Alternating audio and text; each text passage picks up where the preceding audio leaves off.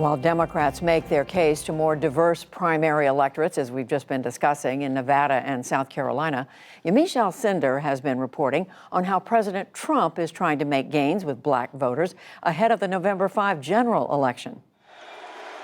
A stepped-up pitch for black voters. We're delivering for African Americans.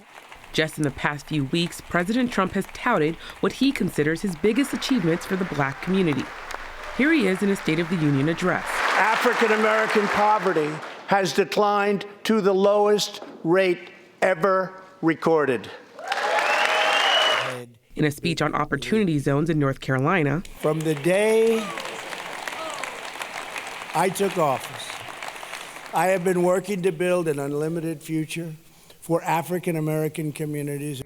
In a Super Bowl ad featuring a black woman being released after the president commuted her prison sentence. I want to thank President Donald John Trump. Woo! Only 8% of black voters went for President Trump in 2016.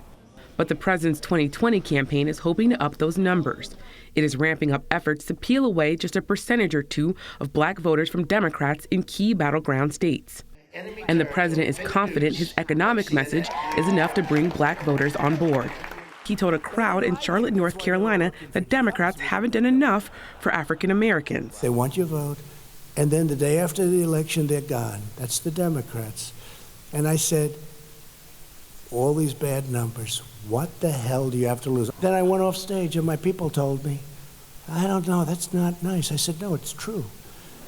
It's true. What do they have to lose? But some of the president's outreach to black voters has come under scrutiny. But Janai, I have some good news for you. During his State of the Union address, President Trump awarded Philadelphia fourth grader Janai Davis with a scholarship, appearing to tout a White House initiative to support school choice. Because I am pleased to inform you that your long wait is over.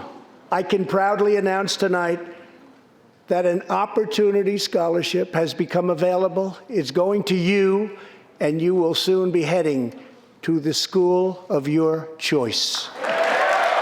But it turns out the money for the scholarship came personally from Education Secretary Betsy DeVos. Also, Davis already attends a highly sought-after charter school.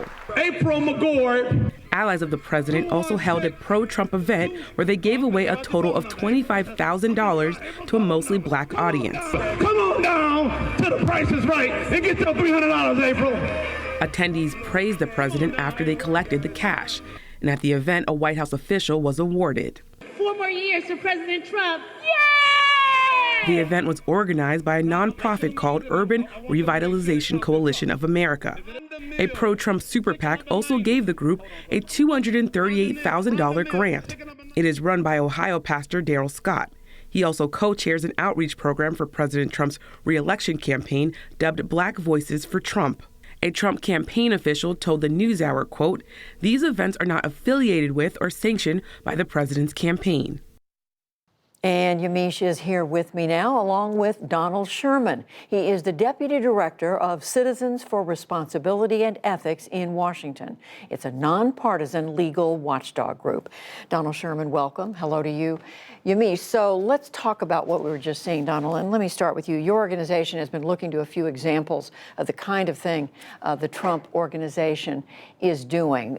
Are there ethical concerns with regard to all this? Absolutely. First, it seems like the president suggested that the scholarship for Janai Davis was part of a government program, but then we found out that it was paid for by the personal charity of one of his employees. We're also interested to see whether Department of Education officials were used in facilitating this donation, because then it makes it seem like they are actually grant officers for the secretary's personal charity. In addition, the Urban Revitalization Coalition event is particularly troubling. One, because this is supposed to be a nonpartisan 501c3 charitable organization, and engaging in political activity like voter registration drives aimed at upping African-American participation for the president would violate IRS regulations for charitable organizations. Finally, it would be a problem for White House officials and other government officials to attend political events using federal funds. That would be a violation under the Hatch Act.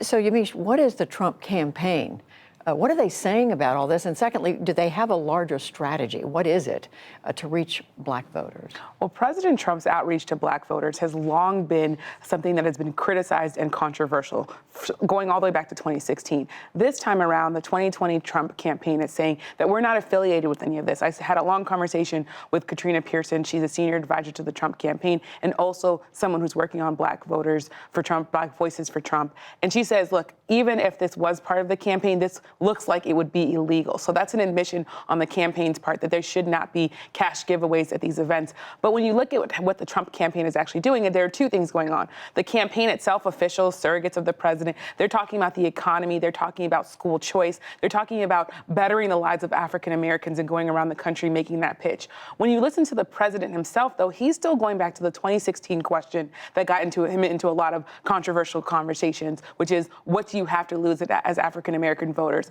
He says his campaign thinks that that's not something that he should be saying, but the president said, look, I did better than both the last Republican nominees, talking about the late Senator John McCain and Senator Mitt Romney with African American voters. So I'm going to continue to do the things that I think will work. And as we saw in 2016, it worked.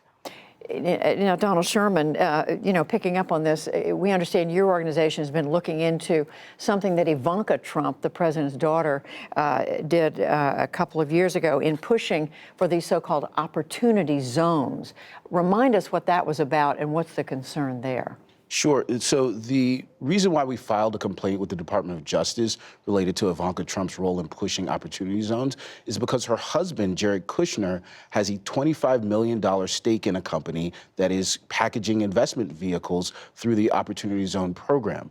What that means is that Ivanka Trump's work for the Opportunity Zone program is essentially a conflict of interest that whereby this government program is funneling money into her pockets and her husband's pockets through this company that Jared Kushner still has an ownership interest in. So that's an ongoing thing that you're looking at. It's an ongoing thing that we've looked at. We filed a complaint with the Department of Justice, but we're waiting a response.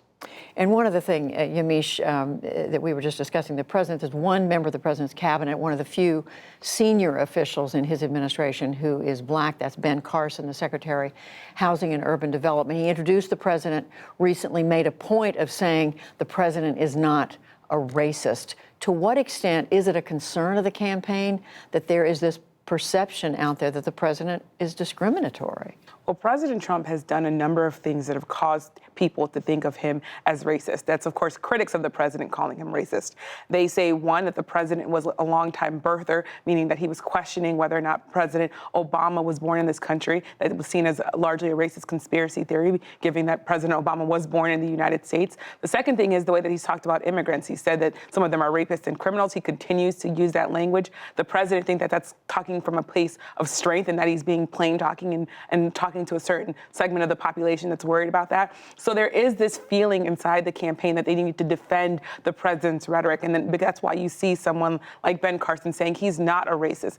That being said, there are also critics of the president who say the president isn't genuinely interested in upping his numbers with black voters. They say, critics of the president, that he's really trying to convince white voters, including white women who helped him win in 2016, that he's not racist. And by doing that, he's trying to speak to African Americans and look like he's trying to appeal to a broad range of people, when really what he's trying to do is really comfort a lot of the white voters that have gone for him before. Understanding whether there's some calculation in all of this. Yeah. Yamiche Alcindor, Donald Sherman, thank you both. Thanks so much.